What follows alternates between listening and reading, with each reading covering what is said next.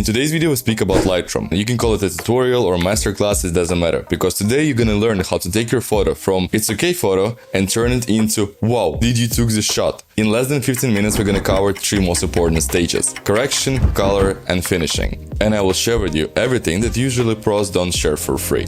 So with that being said, let's start with importing our image. So for that we're gonna go into library and click import. And here you can either drag and drop, either select it on your device, and your image is in Lightroom. Now we're gonna go to the develop tab, and this is our main workspace where we're going to edit our image. On the left side you can find your presets if you have any. In the middle is our photo that we're going to edit, and on the right side is our tools that we're going to use to edit this photo. First of all, we're gonna start with the stage 1, which is correction, and for that we're going to open the first tab, which is basic, and here you can find a bunch of different tools that are made specifically for the phase 1 correction. Do not color your image here. Only people who didn't watch this video till the end color their image in this tab, and their pictures look like this. Do you think it's a cool photo? It's literally trash. We're gonna start with the white balance. So there's 2 options. Either you can adjust your slider like that, double click if you want to cancel, or you can take this marker, and this is the first tip. Usually pros would tell you, click on the white area.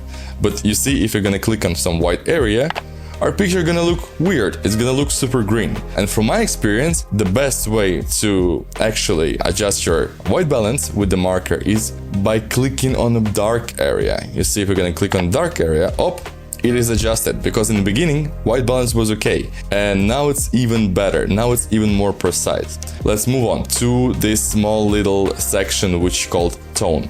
Here you can find exposure, which controls the brightness of your image. Contrast is a contrast, highlight, which corrects the bright part of your image. Shadows correct the dark part of your image. White. This slider sets the white point for your highlights. And blacks do the same thing with shadows. They kind of work hand in hand. Let's continue and go a little bit lower. Here we got texture, clarity and the haze. Texture is the overall grit and sharpness of the image. Clarity is more an effect, and what it does is makes your image either super contrasty and bright at the same time, or if you reduce the clarity, you'll get a softer, kind of more iPhone style image. I mean, like, it depends on your taste, I'm not judging. Lower here on the bottom of basic tab, we're gonna find here vibrance and saturation. And here's a tip: if you're going to edit some portrait, use vibrance. But if you're going to edit some landscape photos or architecture, use saturation. Because when you increase saturation, you boost all colors in your image. Vibrance does the similar thing, but it doesn't affect skin tone as much as saturation, at least to a certain point. Although my image looks fine, I'm still going to do small adjustments here by increasing, first of all, exposure just a bit. I'm going to decrease highlights just a tiny bit as well, decrease shadows and decrease blacks. Okay, this is how I'm going to keep it. I'm not going to touch contrast slider because there is a better tool to do that. This is something that pros usually won't share for free, but I'm going to share with you because you clicked on this video and you already subscribed to the channel, right? If no, please do so. Moving to the next step. Look, this is the most important step in this entire tutorial, because this is why you clicked. You want to learn how to color grade your image. And I'm gonna give you a favor. I'm gonna teach you the most advanced technique that usually pros don't teach for free. So we're gonna start with the tone curve. This is the most hated tool amongst the beginner, because most of the beginners don't know even how to use it. But if you're gonna master it, it's gonna be one of your favorite tools, I promise. And it's actually super easy. I mean, like, it's easier than it looks. Here you got 5 icons: parametric curve, luma curve, and 3 primary RGB curves. First of all, we're gonna start with a luma curve. And what is luma curve? It's the same as contrast. Remember a few seconds ago I told you that I'm gonna show you the advanced way how to add the contrast? This is the one. This is the tool. And for that I'm going to create a slight S-shaped curve. I'm going to raise my highlights here just a bit and decrease my darks here. Now we're going to move to red. Here we're gonna do the same thing. We're gonna create slightly S-shaped curve. And yeah, in the beginning it's gonna look horrible, but bear with me, because in the beat it's gonna make sense. Now they kind of balance each other out. And here, what you can do right now, you can manipulate the toning of your image. For example, I do want to add some blues to my shadows, just slightly, just a bit. And maybe I want to decrease a little bit of greens. Actually, I want to normalize it. Yeah, it's already cool. So let's see before and after. Do you see how much difference we made only by tweaking curves? It's insane. I mean, like, it already looks quite cool. And our banger, it's almost ready to go on Instagram. But still, look, we have small issue here. I think, I mean, like, for my personal liking, this image is a little bit too contrasty. What I'm gonna do is now I'm gonna go up in a contrast and I'm gonna decrease the contrast just a bit, like, I guess around, like, let's keep it around 20. This is way better. Let's go. Next, we move to the next coloring tool, which is color mixer, or with the other words, HSL. That stands for hue, saturation, and luminance. That's the three most important words in color grading language. First of all, we're gonna click on hues, and for example, I really don't like this mustard, yellowish, greenish color, and I'm going to remove it. By adjusting this yellow slider, I'm gonna move it to the green. So I'm deleting right now, I'm removing the yellows and shifting them into the green color. Now I'm gonna go to saturation, and I'm going to decrease the saturation of this color. And you can see yellow color is disappearing from the image.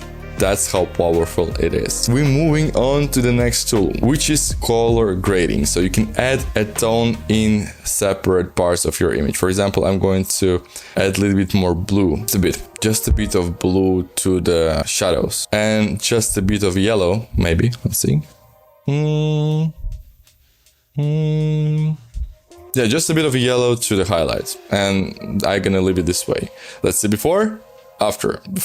After, you see there's a little bit of toning happening. Let's move on to the final tool, calibration. This is the second, the most powerful tool that exists in Lightroom. But there's the thing, this tool is only in Lightroom Classic, but it's super powerful. This tool allows you to create a golden skin or add the golden look to your image. And I'm gonna show you how. In the beginning, once again, we're going to destroy the image look by just shifting red primary into orange. We're gonna make our model look yellowish and kind of sick. Now we're going to adjust blue primary. Now it's starting to make sense. Well, you have to play with it, right? I mean, like, okay, it's good. So this is how it works. This is the most powerful tool, and it's super touchy. I mean, like, small adjustment can make huge difference. So be really careful with it. And with that being said, we are done with the step 2, which is color. Now we're moving to the finishing step. Bear with me, because soon I'm gonna show you the most powerful tool that not only allows you to add details and finalize your image, but also to kind of like play a little bit with the colors. I'm gonna show you in the finishing step. Anyways, effects. Thanks God there's only 2 effects. And the first one is vignetting. It's gonna be white, it's gonna be black. I'm gonna add just a tiny little bit of vignetting here. Grain. If you want your picture to look like an old retro image with a bunch of grain, that's the function. That's the function for you. I'm not gonna use it because I'm going for expensive Vogue style look. That's what I'm doing here. Anyways, next, the only part we need to cover now, we have to cover, is those tools over here. And there is the most important tool that you really need to know about. But first, we're gonna start with the crop. This is the crop tool, and here we're gonna crop with 4IG, 4x5, beautiful. Oh, by the way, if you're gonna press O, you can change the grid. How cool is that? Next, this is a removal tool, and here you have 3 tools. One is the powered by AI. For example, I really hate this rock. Remove it. Remove this rock from my image. Done. See, it's gone. It's amazing. Personally, I never do this kind of manipulation on my image because I can do it in Photoshop. But if you don't have a Photoshop or you don't know how to use it, try and play with it. The healing tool works similar, but it's not AI. Basically, you select the area and it's gonna randomly select some other area on your image and gonna apply this area to the place where you decide to heal your image. It doesn't work so good as a removal, of course, but you still can get away with it. Stamp tool works absolutely the same way as a healing tool. Is just another name for the same function. Why it's there? I don't know, don't ask me. Next, red eye correction. If you're shooting someone with a flash and they have a red eye, you can remove it over here. Move on to the most important tool in this entire tutorial, the mask tool. This tool allows you to make specific adjustments on specific area without affecting the entire image. Here you have multiple masks. You have a subject mask that can automatically select your subject and it's going to highlight it by increasing white balance. I don't know why it does so, but it is what it is. And now I can make an adjustment. For example, I can increase the brightness and shadows in a basic tab on my subject. If you want to add another mask, you can do so by clicking this plus icon, and for example this time I'm going to select my entire background. As you can see, once again we have a highlight here. We're going to remove the blue color away and we're going to decrease this time exposure just a tiny bit, and now we have a separation. Subject is a little bit brighter, background is a little bit darker. And now we can add another mask. For example, I'm going to use this linear gradient. I'm going to just pull it from this side. Boom. And once again, remove the highlight and decrease the exposure. Wow. Another one, another linear gradient from this side now. And here I'm going to do the same thing. Beautiful. Now, I think this part looks way too bright. For that, I'm going to use radial gradient.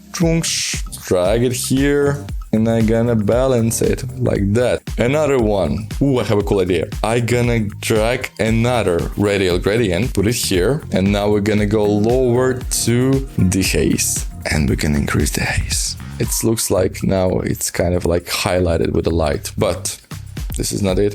We're gonna add another mask. We're gonna put it here, and this time we're gonna press invert, so it's gonna affect everything beside area that is inside the circle. And we're going to once again decrease the exposure, just like that, just a bit. And then we're going to also decrease the saturation. If we want to get back to the previous mask, and I also want to do that because I forgot to increase saturation here, we can do it by simply selecting it. Increase saturation here, and maybe I'm gonna even add a little bit of white balance. So kind of beam of light is just striking the model from the sky. I'm gonna just expand my mask a bit like that and raise it a little bit higher, and maybe even just rotate it a bit like that. Beautiful. Love it. And this is before and this is after. Huge, enormous difference. Love it. It looks beautiful. And the final thing, I can create a preset, so I could apply those settings on the similar images. Create a preset here, name it like preset 123, whatever. Include the mask. And let's try to apply our settings to a different image. And now I'm gonna search for the preset. Boom! Look! It looks absolutely the same way as our photo that we just edited. It saved me so much time, right? Isn't it crazy? The final thing I can do here, we can export our image. And to do so, we press on Files right here on the left side and Export. Boom! Here you can choose the file, the folder where you want to export it. For example, here I'm gonna press Choose. A resolution and quality I'm gonna keep 96. I'm gonna keep format JPEG. Everything else is unnecessary. Resolution is 300. I figure out that's the best resolution for the images, for the quality. And then I click export. And it's done. This is it. With that being said, my name is Russell Huntsman. Thank you so much for watching. I will see you next one. Peace, peace, peace.